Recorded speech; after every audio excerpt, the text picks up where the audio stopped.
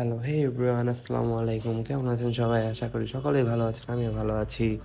আজকে সকাল সকালে আপনাদের মাঝে একটা মিনি মর্নিং ব্লগ নিয়ে চলে আসলাম। আজকে একটু সকাল সকালে অফিসে যাইতে হবে, তার জন্য ঘুম থেকে উঠে সোজা ছাদে চলে আসলাম।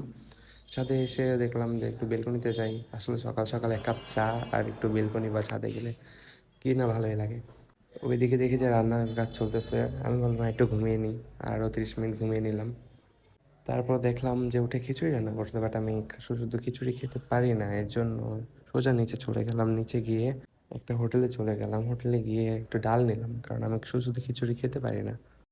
ডাল হলে মেনলি পরোটার যে ডালটা, ওটা দিয়ে খিচুড়ি আমার খুব ভালো লাগে, তার জন্য ওটা নিয়ে নিলাম। বাসায় থাকতে ভালোই লাগতো, বাট এখানে এসে আমার শুধু খিচুড়ি ভালো লাগে না, তার জন্য একটু ডাল নিয়ে নিলাম। এই নিয়ে রুমের উদ্দেশ্যে চলে গেলাম। এই ডাল দিয়ে খিচুড়িটা ছিল একদম অসাধারণ। চটপট করে খাবার শেষ করে ফেললাম। খাবার শেষ করে রেডি হয়ে গেলাম একদম অফিসে যাওয়ার উদ্দেশ্যে।